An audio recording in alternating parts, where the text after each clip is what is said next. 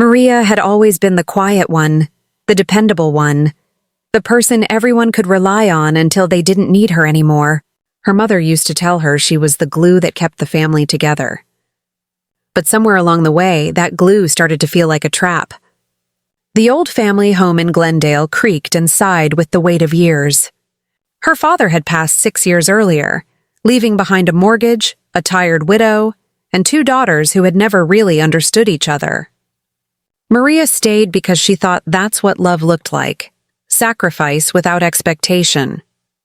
She paid the bills, worked extra hours at the dental clinic, and gave up her small dreams piece by piece to keep her mother comfortable. Her younger sister, Lily, had always been the wild one. She drifted from job to job, boyfriend to boyfriend, city to city.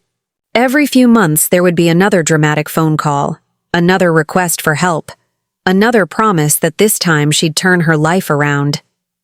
And Maria always helped. She sent money when Lily's car broke down. She covered a month's rent when Lily got fired. And she listened, always listened, as Lily cried and promised she'd do better. When Lily called one evening saying she was coming home for a while, Maria told her of course she could. There wasn't a question in her mind. Family takes care of family. That's what her father had taught her. What she didn't know then was that this decision would unravel her life completely. Lily arrived with 2 suitcases, a smile that didn't quite reach her eyes, and a story about a breakup that left her emotionally drained. Maria hugged her sister tightly, ignoring the quiet warning in her chest. The first few days felt almost nice. They cooked together, laughed about childhood memories, and for a brief moment Maria thought maybe things could be different. Maybe having Lily back would fill the empty spaces their father had left behind. But little by little, something began to shift. Lily started to stay up late, talking in hushed tones with their mother. Sometimes Maria would hear her name mentioned, followed by silence when she entered the room. One night she overheard her sister's voice through the wall. "She's so controlling, Mom, don't you see it? She acts like this house belongs to her. She doesn't even ask before changing things. She's always judging me." Maria froze in the hallway, the words sinking like stones in her chest. Controlling? Judging? She wanted to knock on the door, to defend herself, but she didn't. Confrontation had never been her strength. She told herself it was nothing. Lily was emotional. Their mother wouldn't believe it anyway. But the next morning, her mother barely spoke to her. Over time, the atmosphere changed completely. Maria noticed small things at first. The way her mother no longer asked for her help with groceries. How Lily suddenly started doing chores that Maria had been handling for years. Or how her favorite coffee mug ended up broken and tossed away. When she brought it up, Lily shrugged and said, "Accidents happen." One evening, Maria came home from work exhausted, only to find Lily and their mother laughing in the living room. A new rug lay across the floor, the furniture rearranged.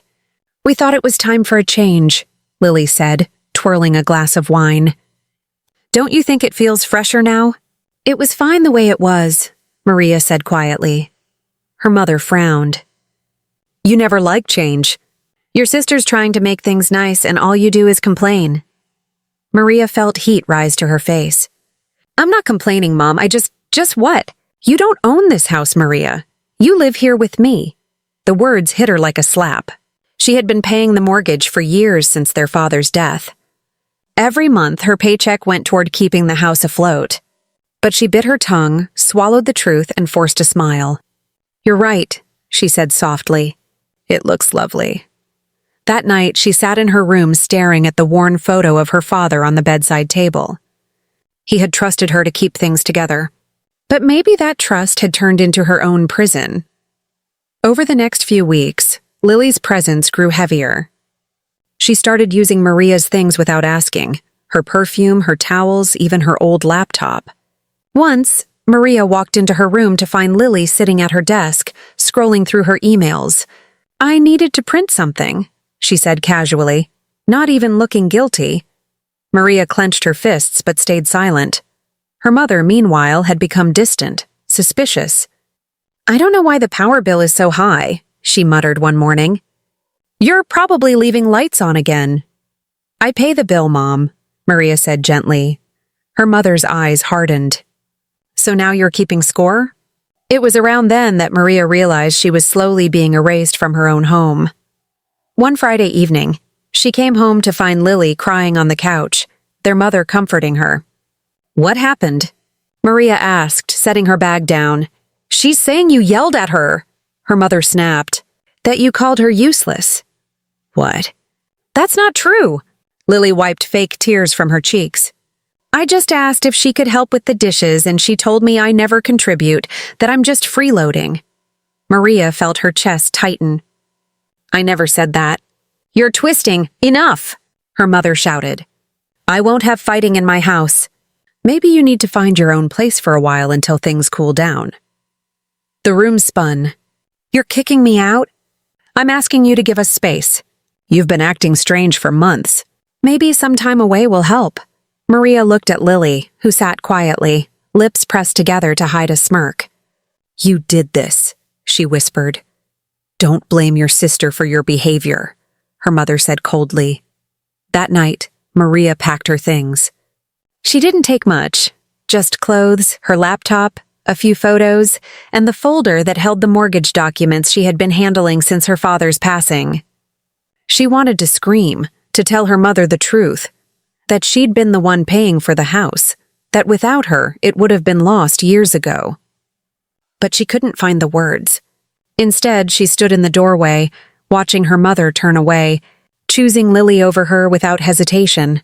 Maria left quietly, the way she'd lived her whole life, without causing a scene. She rented a small studio apartment across town, a single room with peeling wallpaper and a narrow window overlooking an alley. The first night she lay awake listening to the hum of the city, feeling both free and hollow. For the first time in her life, she didn't have to answer to anyone. But she also had nowhere that felt like home. Days turned into weeks. Her mother didn't call. Lily didn't text. Occasionally, Maria drove past the old house just to see it from afar. The blinds were closed. The garden she used to tend was overgrown. Once, she thought she saw Lily's car in the driveway and felt a sting of resentment sharper than she'd ever known. At work, her coworkers noticed the change in her. You okay? Her friend Jenna asked one afternoon. Yeah, Maria said, forcing a smile. Just adjusting. But at night, when she got home, she couldn't stop replaying the betrayal. How easily her mother had believed Lily's lies. How quickly her years of sacrifice had been erased. 3 months later, an envelope arrived in her mailbox addressed to her full name, Maria Sanchez. Inside was a notice from the bank, mortgage payment overdue by 60 days. Her hands shook as she read the letter again. They hadn't paid. Of course they hadn't. Without her salary contributions, the house was slipping toward foreclosure. A strange calm settled over her. For the first time, she realized the power she'd held all along. The mortgage, the payments, the paperwork, they were all in her name. When her father had passed, he'd added her as a co-owner because she was the responsible one. Her mother never understood the legal details, and Lily certainly didn't. They thought they'd kicked her out. But in truth, they'd kicked out the only person who could keep that house standing. Maria folded the letter neatly and smiled for the first time in months. She didn't rush into revenge. Instead, she waited. She started saving every penny, working overtime, tightening her budget. She visited the bank quietly, spoke to a polite representative, and confirmed what she suspected. The mortgage was legally tied to her. If payments weren't made, she had the right to reclaim ownership once default was triggered. A few weeks later, another letter came. Then another. By the third notice, the bank scheduled a final warning. Pay or face repossession. Maria didn't interfere. She let the clock run out. When the house officially fell into delinquency, she filed a request to resume payments in her name alone. The bank approved. After all, she had a clean record of prior responsibility. The day she got the confirmation email, she felt a rush of quiet triumph. It wasn't anger anymore. It was clarity.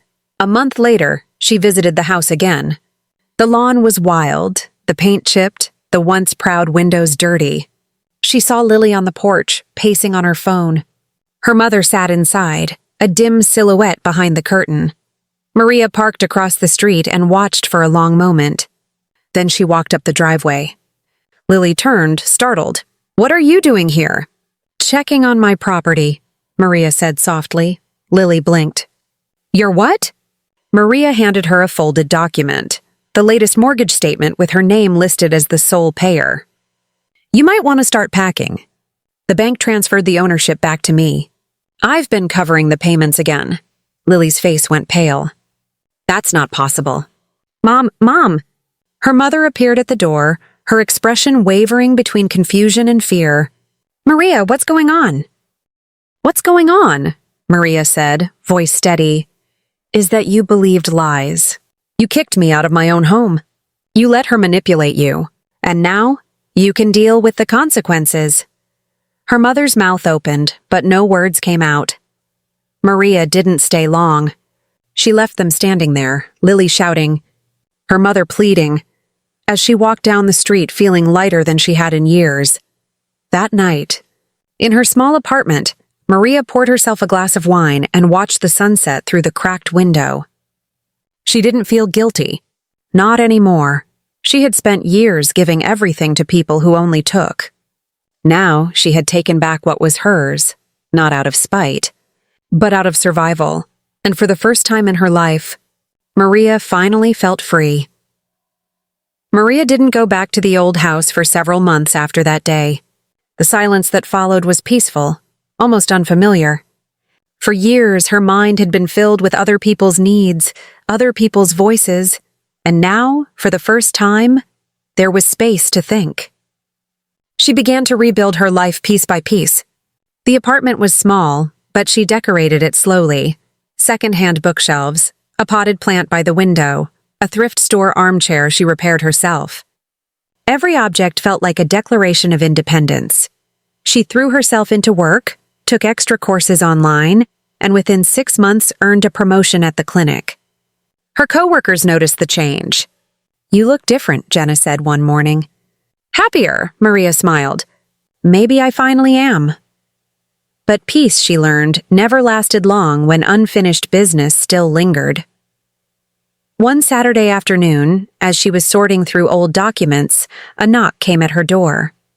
When she opened it, Lily stood there, hair messy, makeup smudged, eyes wild. "We need to talk," she said. Maria didn't move. "About what?" Lily pushed past her, stepping into the apartment as if she still had that right. "You can't just take the house, Maria.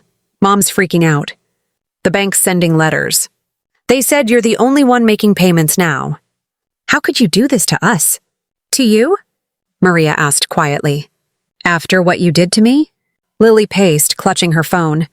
"Look, I messed up, okay? I didn't mean for things to get that bad. But Mom's sick now, she's been having dizzy spells, and we can't afford to move." "You can't just leave her like that." Maria studied her sister's face. There was no sincerity there, only desperation. "You should have thought about that before you turned her against me." Lily's expression hardened. "You think you're better than everyone else because you pay bills? You've always had this superiority thing. It's why Dad— Don't you dare bring Dad into this," Maria snapped, the words sharper than she intended. "You never even visited him when he was in the hospital." Lily flinched but recovered quickly. "Fine, keep the damn house. But don't expect anyone to forgive you when Mom loses everything." She stormed out, slamming the door behind her. Maria sank into her chair, hands trembling. Her sister's manipulation still had the power to shake her, but this time she refused to let it win. She opened her laptop, logged into the bank's portal, and stared at the payment plan she'd been maintaining. It wasn't just a property to her.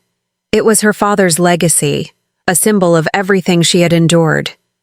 She decided she would renovate it, reclaim it completely, and turn it into something that reflected who she'd become.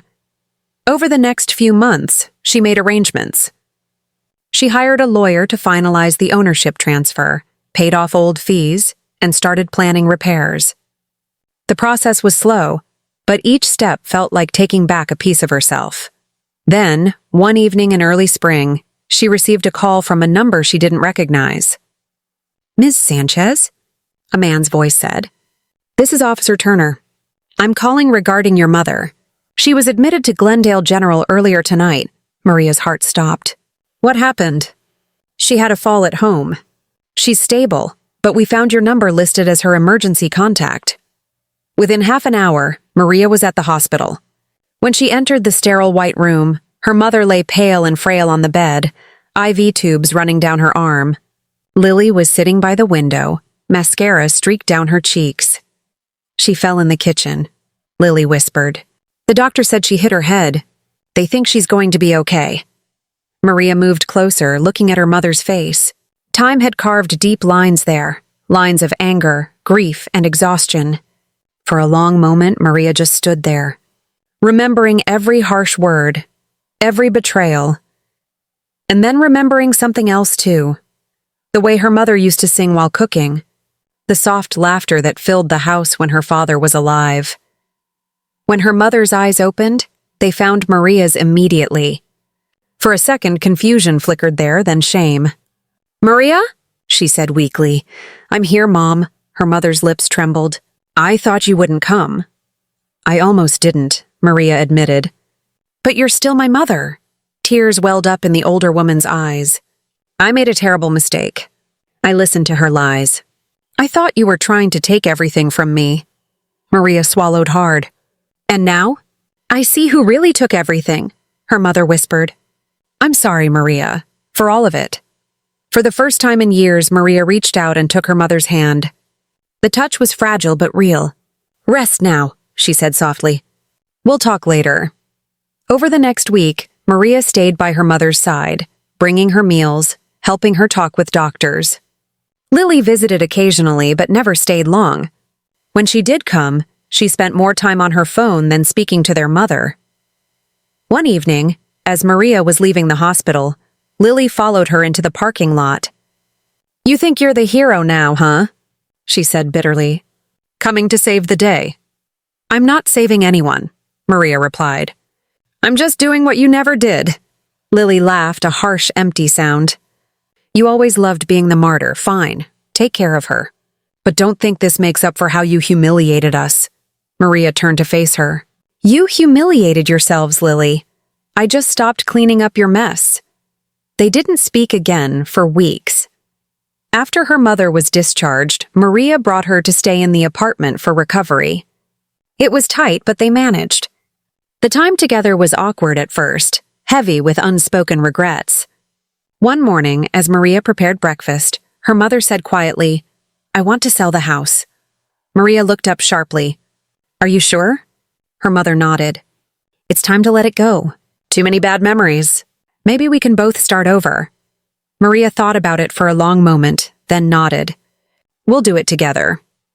The sale took months, but when it was finally complete, the profit was modest yet enough to secure a better place. Maria found a small, bright home with a garden her mother could sit in. They moved in just before summer, leaving behind the ghosts of their old life. Lily, however, wasn't done.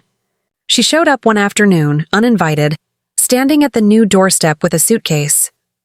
"Mom said I could stay here for a while," she announced. Maria crossed her arms.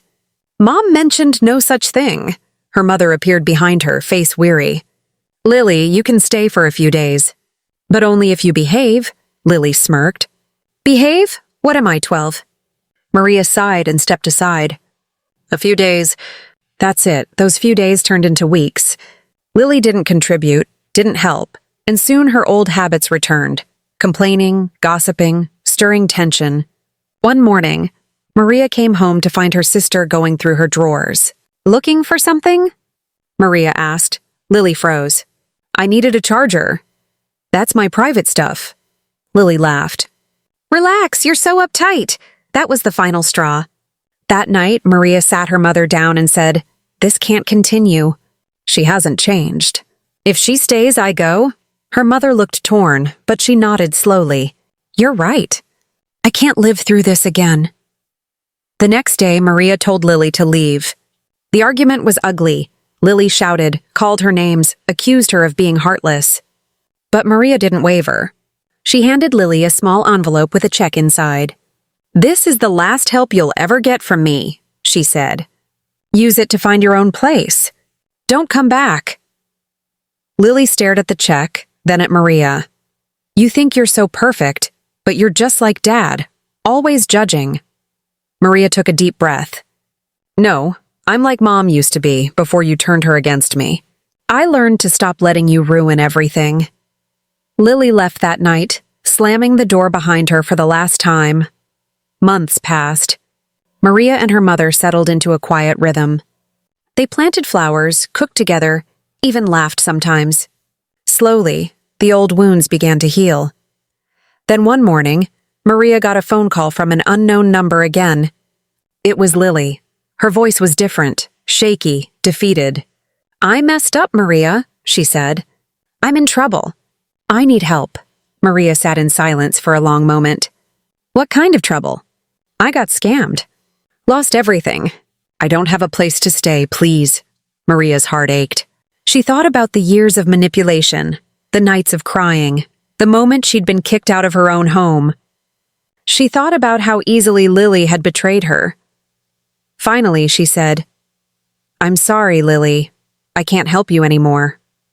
There was a stunned pause on the other end, then quiet sobbing. "So that's it? You're abandoning me?" "No," Maria said softly. "You abandoned me years ago.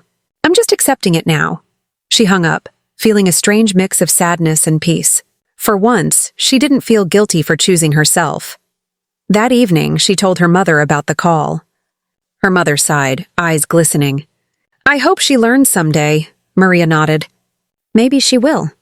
But I can't save her from herself." They sat together, watching the sun set through the kitchen window, the sky painted in shades of gold and violet. Her mother reached over and squeezed her hand. "You did the right thing, Maria. Your father would be proud." Maria smiled faintly. "I think so, too." Years later, when her mother passed peacefully in her sleep, Maria inherited the new house outright. She kept it filled with light and flowers, a place of calm and renewal. Sometimes she'd walk through the garden and remember everything she'd lost and everything she'd gained. Lily never came back. Word spread that she'd moved to another state, still chasing luck that never seemed to find her. Maria didn't hate her anymore.